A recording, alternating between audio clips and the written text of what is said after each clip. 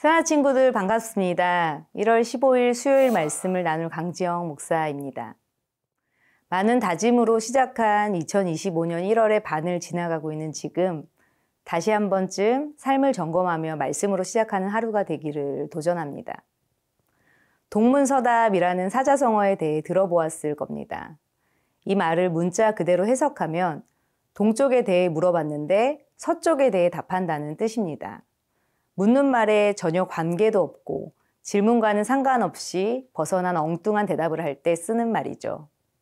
참으로 답답한 상황이 아닐 수 없습니다. 오늘 함께 나눌 말씀의 제목은 엉뚱한 해답을 버리고입니다. 오늘의 말씀은 요한복음 5장 1절에서 18절입니다. 그 후 예수께서는 유대 사람의 절기가 돼 예루살렘으로 올라가셨습니다.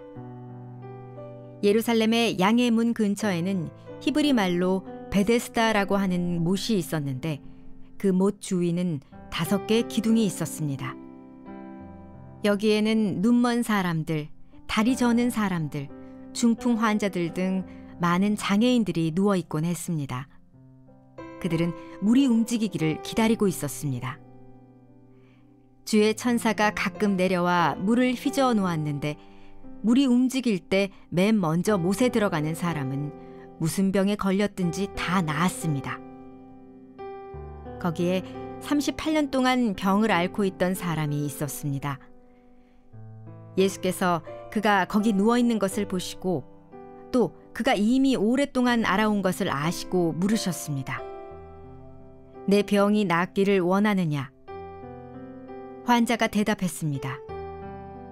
선생님, 물이 움직일 때 못에 들어가도록 나를 도와주는 사람이 없습니다.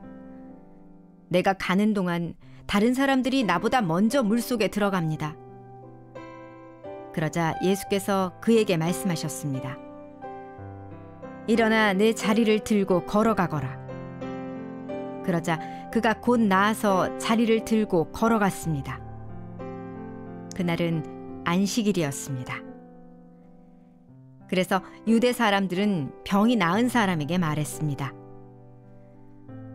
오늘은 안식일이니 자리를 들고 가는 것은 옳지 않소. 그러나 그가 대답했습니다. 내 병을 고치신 분이 내게 자리를 들고 걸어가거라 라고 하셨소. 그러자 유대 사람들이 그에게 물었습니다. 당신에게 자리를 들고 걸어가라고 말한 사람이 대체 누구요? 병이 나은 사람은 그분이 누구인지 알 수 없었습니다. 그곳에는 많은 사람들이 있었고 예수께서는 이미 떠나셨기 때문입니다. 나중에 예수께서 성전에서 이 사람을 만나 말씀하셨습니다. 보아라, 내가 다 나았구나. 더 심한 병이 내게 생기지 않도록 이제 다시는 죄를 짓지 마라. 그 사람은 유대 사람들에게 가서 자기 병을 고치신 분이 예수라고 말했습니다. 예수께서 안식일에 이런 일을 행하셨기 때문에 유대 사람들은 예수를 핍박했습니다. 예수께서 그들에게 말씀하셨습니다. 내 아버지께서 지금까지 일하고 계시니 나도 일한다. 유대 사람들은 이 말 때문에 더욱더 예수를 죽이려고 애썼습니다. 예수께서 안식일을 어길 뿐만 아니라 하나님을 자기 아버지라 부르며 자기를 하나님과 동등하게 여기셨기 때문입니다. 유대의 절기를 맞아 예루살렘으로 가신 예수님은 베데스다에 누워있던 한 사람을 만나게 됩니다. 그는 예루살렘 양문 곁 베데스다 연못에서 38년 동안 병으로 고통받던 사람입니다. 예수님은 먼저 그가 거기 누워있는 것을 보셨습니다. 또 예수님은 그가 이미 오랫동안 앓아온 것을 알고 계셨습니다. 베데스다에서는 천사가 가끔 내려와 물을 휘저어 놓을 때 가장 먼저 들어가는 사람은 낫게 됩니다. 베데스다 못은 선착순으로 가장 먼저 들어가야지만 치유받을 수 있는데 38년 된 병자는 스스로의 힘으로는 결코 자신의 문제를 해결할 수 없어 보입니다. 예수님은 이미 오랜 시간 앓고 있던 그에게 물으십니다. 내 병이 낫기를 원하느냐? 너에게 일어난 문제, 내가 오랫동안 앓고 있던 질병으로부터 내가 낫기를 원하냐는 물음입니다. 지난 38년간 그토록 낫고자 소망하며 지켜온 이 절망의 자리에서 내 병이 낫기를 원하느냐고 물으시는 겁니다. 예수님의 무릎에 그는 이렇게 대답합니다. 7절 말씀입니다. 환자가 대답했습니다. 선생님, 물이 움직일 때 못에 들어가도록 나를 도와주는 사람이 없습니다. 내가 가는 동안 다른 사람들이 나보다 먼저 물속에 들어갑니다. 나를 도와줄 사람이 없어서 다른 사람들이 나보다 먼저 물속에 들어가서 저는 결국 38년을 이렇게 이 자리만 지키고 있습니다. 라는 대답입니다. 그의 대답으로 보아 오랜 시간 병으로 고생하며 소망을 잃어버렸음이 느껴집니다. 자신을 도와주는 사람은 아무도 없고 오히려 그 자리에서 다른 사람들이 치유되는 것을 바라보며 스스로 더 고통스러웠을 것입니다. 예수님은 그의 엉뚱한 대답 안에 들어있는 낫고자 하는 간절함을 보십니다.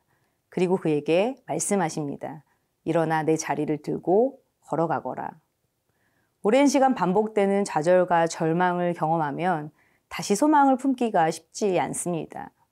무언가를 기대할 마음과 의욕도 가지지 못한 채 하루하루를 어둠 속에 살아가는 것이죠. 예수님은 소망이 끊어진 자리에 찾아가 새로운 삶을 허락해 주십니다. 반복되는 실패 속에 포기했던 한 사람의 인생을 다시 새롭게 세우시는 것입니다. 사랑하는 새나 친구들, 예수님은 우리의 무너진 마음, 끊어진 소망의 자리에 찾아오시는 분이십니다. 그 예수님이 오늘 나에게 내가 낫기를 원하느냐 물으시는 것은 우리의 절망을 소망으로 바꾸시며 새로운 삶을 세우시기 위함입니다. 나의 생각으로 다 끝났다 말하지 않고 주님의 말씀으로 새롭게 시작되는 은혜를 누리는 여러분 되기를 축복합니다.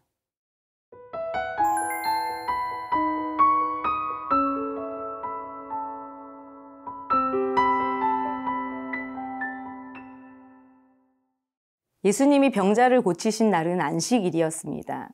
고침을 받은 사람이 자리를 들고 걸어가자 유대인들은 안식일에 금지된 행동이라며 문제를 삼습니다.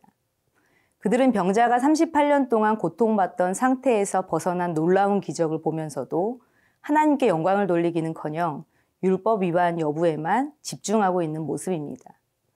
유대인들은 만약 그가 가족이었다 해도 안식일에 치료받은 것을 문제 삼았을까요?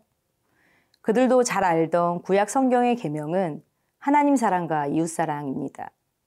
그런데 이러한 계명을 외면하고 하나님께서 말씀하신 가장 큰 사랑의 계명을 버린 것입니다. 예수님은 자신을 핍박하는 자들에게 말씀하십니다. 17절 말씀입니다. 예수께서 그들에게 말씀하셨습니다. 내 아버지께서 지금까지 일하고 계시니 나도 일한다. 예수님은 하나님과 자신이 하나이심을 밝히시며 죄 있는 자를 구원하는 것, 사랑하는 것이 하나님의 구원의 일을 이루는 예수님 자신의 이름을 말씀하십니다. 율법에 빠져있던 유대인들을 구원자이신 예수님을 보지 못하고 헛된 것을 붙들고 있습니다.